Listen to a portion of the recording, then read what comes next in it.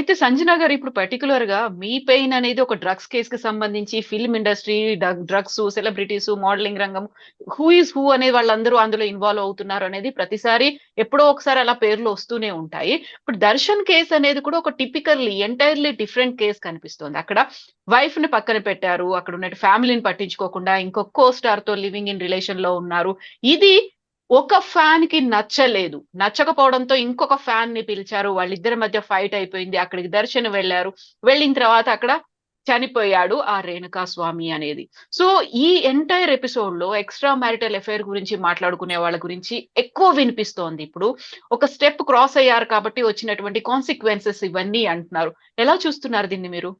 చూడండి, ఇప్పుడు extra marital affair ఒక లేడీ చేస్తే కూడా అంత కండెమ్ చేయరు. అయ్యో లేదు, తన మొగుడు ఏమో బాలేదు, పాపం తన్ని కొడుతున్నాడు అని లేడీ మీద సింపతి చూపిస్తారు. ఇప్పుడు ఎక్స్ట్రా మ్యారిటల్ అఫైర్ అనేది ఒక హీరో జీవితంలో నడిస్తే, ఓ తను మన్మథుడు, తను ఫ్లర్ట్, తనకి ఒక్క పెళ్ళాం సరిపోదు. ఇది మేము ఒక సొసైటీలో we always talk like that against a male, right? So I think we should not sit and see ఒక మ్యారేజ్ కరెక్టా, రెండో మ్యారేజ్ కరెక్టా, ఎక్స్ట్రా మ్యారిటల్ అఫేర్, అది కంప్లీట్లీ పర్సనల్ అండి. ఇప్పుడు ఒక మనిషికి ఒక మ్యారేజ్ ఏదో రీజన్ కోసం సరిపోలేదంటే, ఇప్పుడు చచ్చే టైం దాకా ఆడు సెకండ్ మ్యారేజ్ చేయలేక ఉండడు. సో దట్ హ్మ్. Is a personal dimension. అక్కడ ఫస్ట్ మ్యారేజ్ సరిపోయిందా లేదా, మాకు పర్సనల్ గా ఏం నడుస్తుంది మాకు తెలీదు. ఇప్పుడు మాకేమంటే, ఈ మనిషి తో నేను వర్క్ చేశాను. నా వన్ ఆన్ వన్ ఎక్స్పీరియన్స్ ఏముందంటే, నిజంగా తన అమ్మాయిల్ని చాలా గౌరవిస్తాడండి. నాకే సంజన అమ్మ అని పిలుస్తాడు. లేకపోతే హ్మ్. అమ్మ, నేను నాకు ఒక సీన్ ఇలా లిఫ్ట్ చేయాలి, నా స్కర్ట్ చిన్నది.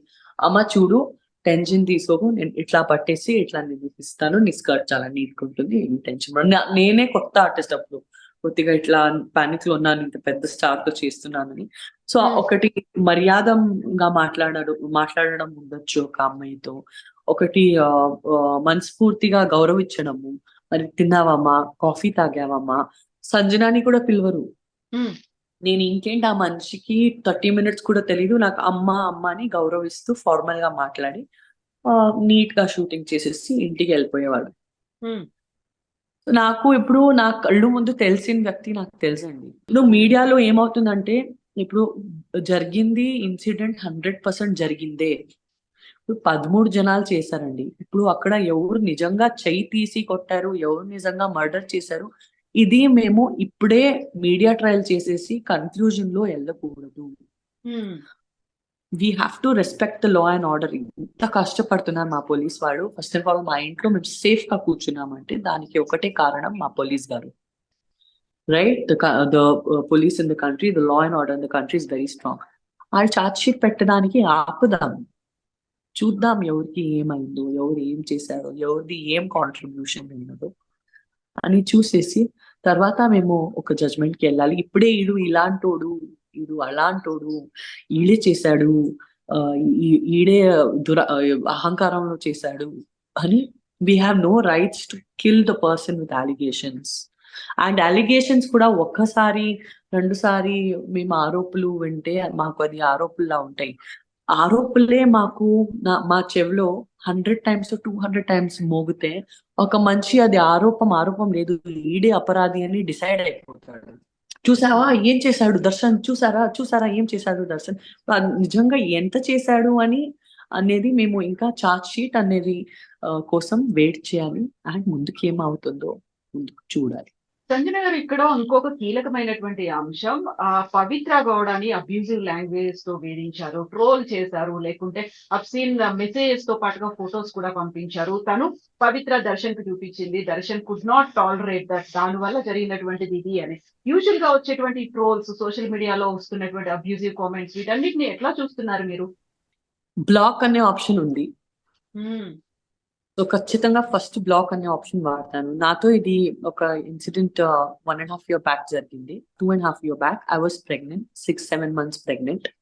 అండ్ యాడమ్ అని ఒక ఇక్కడ వివిఐపి అబ్బాయి, వివిఐపి ఫాదర్ ఉండే అబ్బాయి నాకు నైట్ 2 o'clock మెసేజ్ చేయడం మొదలు పెట్టాడు. నేను బ్లాక్ చేశాను. హ్మ్. మళ్ళీ ఇంకో నంబర్ నుంచి చేశాడు, ఆ ఇంకో నంబర్ కూడా బ్లాక్ చేశాను. మళ్ళీ పొద్దున్న నాకు మూడో నంబర్ చేశాడు.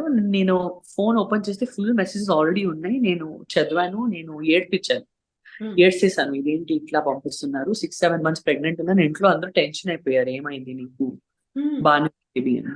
సో ఈడికి వదిలికూడదు, ఇట్లాంటి మెసేజ్ పంపిస్తే లేకపోతే ఈడు ఆపడు. అండ్ దెన్ సో మేము ఇమ్మీడియట్లీ పోయి పోలీస్ స్టేషన్ లో మేము కంప్లైంట్ ఇస్తే they literally arrested that boy and they put him in central jail. ఇంకా ఆ కేసు నడుస్తుంది. సో ద లా అగైన్ మాకు పోలీసులు చాలా హెల్ప్ చేస్తారు. సో మాకు ఒక సిస్టమ్ ఉందండి. ఇట్లాంటి ఏ సెలబ్రిటీకైనా ఏ అమ్మాయికైనా జరిగితే నేను చెప్పిన కథకి మీరు ఫాలో చేసేసి ఆ మెసేజ్లు గట్టిగా పట్టుకొని మీరు పోలీస్ స్టేషన్ వెళ్ళిపోతే మీకు న్యాయం దొరుకుతుంది. సైబర్ క్రైమ్ అని ఉంది, ఆన్లైన్ లో మీరు గూగుల్లో కొట్టేస్తే ఎట్లా సైబర్ క్రైమ్ కంప్లైంట్ చేయాలి 1 second లో మీరు ఆన్లైన్ లో కూడా అప్లోడ్ చేయొచ్చు. నడిపి మీ ఇల్లు దగ్గర ఉండే పోలీస్ స్టేషన్ కి వెళ్ళిపోవచ్చు. ల్యాండ్ లైన్ నుంచి ఆ నంబర్ కి ఒక ఫోన్ కూడా చేసేస్తే పోలీస్ వాళ్ళు వాళ్ళు భయం పడి మళ్ళీ మీకు టార్చర్ చేయరు. So lot of legal ways. First thing is block. ఇంకా తట్టుకోలేకపోతున్నారా, చాలా హారాస్ చేస్తున్నారా, then take legal steps. And ఈ యొక్క వీడియో త్రూ నేను అందరూ యూత్ ఉండొచ్చు, అమ్మాయిలు ఉండొచ్చు, అబ్బాయిలు ఉండొచ్చు, హ్యాండ్ జాయిన్ చేసి మీ అందరికీ ఒక చెల్లిగాను అక్కగాను నేను ఒక సజెషన్ ఇస్తున్నాను. దయచేసి స్టాప్ ట్రోలింగ్. టెక్నాలజీది దురుపయోగం చేయడం ఆపేయండి. Because this technology is for us to grow today. మేము ఒక ఫస్ట్ ప్యూలో ఈ టెక్నాలజీ వాడితే ఇది మేము ఫస్ట్ ప్యూసీ సెకండ్ ప్యూసీ చదివేసి ఎగ్జామ్స్ లో మంచిగా పాస్ అవ్వాలని. మేము ఆఫీస్ లో పోయి ఒక నార్మల్ ప్యూన్ గా జాయిన్ అవుతే అక్కడ బాస్ రోల్ కి ఎట్లా వెళ్ళాలని, ప్రమోషన్ పోవాలని, ఇది ప్రోగ్రెషన్ కోసం మేము వాడుకోవాలి. మళ్ళీ మా క్లోజ్ పీపుల్ ని మంచిగా చూసుకోవడానికి వాడుకోవాలి. ఎవరికైనా చక్కగా మెసేజ్ పెట్టడానికి, ఎవరికైనా హెరాస్ చేయడానికి, నువ్వు ఇట్లాంటివి, నువ్వు అట్లాంటివి, నువ్వు అదివి, నువ్వు ఇదివి, ఎవరైనా ఎట్లయినా ఉండని, మీకెందుకు జడ్జ్మెంట్ పాస్ చేయడము, గలీజ్ గా మెసేజ్లు రాయడము. It is really, really uncivilized and uncultured. And it's actually a very big offense now. You will get into serious problems in the country with the law. మీరు ఇట్లాంటి యాక్టివిటీస్ చేస్తే. సో ఏ parent ఈ video చూస్తున్నారో, ఏ student ఈ video చూస్తున్నారో ఖచ్చితంగా ఇక్కడ కింద కూడా బ్యాడ్ కమెంట్స్ రాయడం ఆపేయండి. Just learn to mind your own business in life. మీరు మీ ఫ్యామిలీ, మీ లైఫ్, మీ ప్రోగ్రెస్, మీ ప్రమోషన్స్ చూస్తూ, మీ ఎంజాయ్మెంట్ చూస్తూ ముందుకు పోండి. నువ్వు ఇట్లాంటివి, ఆడు ఇట్లాంటోడు, ఈడు చేస్తాడు, నువ్వు చేస్తాడు, నీకు కుక్క కడుగుతుంది, నీకు శాపం పడుతుంది, అవన్నీ నాన్ సెన్స్ రాయడం ఆపేయండి. You know who ever it is. Because ఎవరైనా ఒక్కరు ఎదుటిగా ఎవరు బర్దాష్ చేస్తున్నాడో ఆడు కూడా ఒక మనిషినే అని ఉంటాడు కదా. ఎగ్జాక్ట్లీ కదా. Nobody is a stone. అందరికీ భావనలు ఉన్నాయి, అందరికీ రిలేషన్స్ ఉన్నాయి, అందరికీ తన రెస్పెక్ట్ అని ఉంది. So learn to respect. And if you cannot respect, ignore, but don't write bad comments. ఒక పర్సనల్ వాట్సాప్ మెసేజ్ లో కూడా ఎవరికి బ్యాడ్ గా రావద్దు. ఏంటి చేస్తున్నావే అని కూడా లేదు. ఒక డిగ్నిటీ మెయింటైన్ చేయండి. The least people will remember you is because of the kind of words and language you use అని నేను చెప్తూ నా మాటలు ఫినిష్ చేస్తాను. అయితే సంజన, ఇక్కడే ఒక డౌట్ వస్తుంది. మీరు ఆ పని చేశారు, బ్లాక్ చేశారు, లేకుంటే పోలీస్ కంప్లైంట్ చేశారు, లీగల్ గా కూడా వెళ్లాల్సినటువంటి ఆ ఫెసిలిటీస్ అనేవి మనకు ఉన్నప్పుడు వై దే డిడ్ంట్ డూ అనే ఒక క్వశ్చన్ వస్తుంది. దర్శన్ కి ఆ ఫెసిలిటీ ఉంది. It's very bad. అంటే ఇది తన ఎవరో ఫ్యాన్ పోయి, ఒక ఫ్యాన్ పోయి ఇంకొక ఫ్యాన్ ని అరెస్ట్ చేస్తాడు. ఇది చాలా చాలా బ్యాడ్ అండి. అంటే ఐ డోంట్ హ్యావ్ వర్డ్స్. అంత షాక్ ఉంది నాకు. It's horrible. It's completely wrong and illegal. అవును, అదే టైం వాళ్ళు కూడా బ్లాక్ చేసి ఉండొచ్చు, పవిత్ర బ్లాక్ చేసి ఉండొచ్చు, లేకుంటే దర్శన్ పోలీస్ స్టేషన్ కి వెళ్ళి కంప్లైంట్ చేసి ఉండొచ్చు. అంతే చేయాల్సింది ఉండేది. ఇది ఏంటో చిన్న స్పార్క్ కూడా లేదు. ఇది పెద్ద చెట్టే అయిపోయింది. It's biggest problem of Kannada film industry today. Because Darshan గారు లాంటి పెద్ద హీరో, ఒక డెమిగాడ్ లాంటి ఫిగర్, ఇండస్ట్రీ కోసం ఒక చాలా ఇంపార్టెంట్ అయిన వ్యక్తి. తెలుగు ఇండస్ట్రీలో 20-25 పెద్ద హీరోలు ఉన్నారు. చిరంజీవి గారి ఫ్యామిలీ నుంచి 10 హీరోలు ఉన్నారు. But Kannada industry is not like that. We have 5 or 6 very well established artist, పెద్ద హీరోలని చెప్పగలిగితే. అందులో పునీత్ రాజ్ కుమార్ వెళ్ళిపోయారు, చాలా హిట్ అయింది ఇండస్ట్రీకి. దర్శన్ గారిది ఎంత డిస్టర్బెన్స్ నడుస్తుంది. ఆల్రెడీ పెద్ద మూవీస్ నడుస్తుంది దర్శన్ సార్ది. Industry is going to be very badly. అయితే సంజన, ఇప్పుడు మీరు ఒక మాట అన్నారు. ఇప్పుడు డ్రగ్స్ కేసులో నన్ను ఎలా అయితే ఇరికించే ప్రయత్నం చేస్తున్నారో, ఇప్పుడు దర్శన్ కేసులో కూడా అలాగే ప్రయత్నం చేయలేదు, నాకైతే చేసేసారు. చేసేసాను, 3 మంత్స్ మీరు జైల్లో చేసేసారు. ఉండొచ్చారు. 3 years తర్వాత నాకు న్యాయం దొరికింది. ఒక క్లీన్ చిట్ అనేది వచ్చింది అప్పుడు. ఫాల్స్ అని డిక్లేర్ అయింది. అంత హారెస్మెంట్ నేను టాలరేట్ చేశాను, అంత Exactly. లైఫ్ పాడారు. యా, అయితే ఇప్పుడు దర్శన్ అరెస్ట్ తర్వాత బోల్డ్ అన్ని న్యూస్లు అయితే వినిపిస్తున్నాయి. అంతకుముందు దర్శన్ ఆల్రెడీ ఫస్ట్ వైఫ్ ని హరాస్ చేశాడు కాబట్టి జైలుకి వచ్చాడు. ఇంతకుముందు ఇలాంటి ఒక స్మూత్ గా ఉండేటువంటి ఆయనది కాదు లైఫ్ అనేది, కాంట్రవర్సీస్ చుట్టూ ఉంటాడు ఆయన చుట్టూ కాంట్రవర్సీస్ ఉంటాయి. ఇవన్నీ వినిపిస్తున్నాయి కదా. అట్లే ఉంటుందండి. ఇప్పుడు ఎవరైనా కొద్దిగా జారి పడితే అందరూ పాత రహస్యాలు తీస్తారు. మేము కూడా పోయి ఒక కళ్ళతో కొడతామని అందరూ వస్తారు. అదే కదా సమాజం అయితే. అని ఇట్లాంటోడే మళ్ళీ బయటికి వస్తే లేదు సార్ మీరే గెలుస్తారు. Yeah, people are manipulative, that's the kind of society we live in. కానీ ఏంటి నిజమో ఏంటి అబద్ధాలో నాకు తెలీదు. నాకు రేణుకా స్వామికి అయితే ఎట్లయినా న్యాయం దొరకాలి అని ఉంది. They definitely deserve justice. And అది కాకుండా దర్శన్ సార్ ఎట్లా అయినా ఈ ఒక ప్రాబ్లం నుంచి మన కోసం, మా కన్నడ ఇండస్ట్రీ కుటుంబం ఒక వ్యక్తిగా ఖచ్చితంగా ఈ ప్రాబ్లం నుంచి ఎట్లయినా దేవుడు తనకి బయటకి తన ఇన్వాల్వ్మెంట్ ఎక్కువ ఉండకూడదు. ఇప్పుడు తను ఇందులో కూడా చెప్పారు, అంటే న్యూస్ లో చెప్పారు ఈ వర్షం ఎంతవరకు ఏం నిజం ఉంది అది వెరిఫై అవడానికి టైం పడుతుంది. దట్ లేదు, నేను పిలిపించి మాట్లాడి తనకి బుద్ధి చెప్పాను, మళ్ళీ డబ్బు ఇచ్చాను, దర్శన్ గారి స్టేట్మెంట్ డబ్బు ఇచ్చాను, పోయి ఏదైనా తినేసి ఇంటికి పో అని. తర్వాత నేను బయలుదేరాను.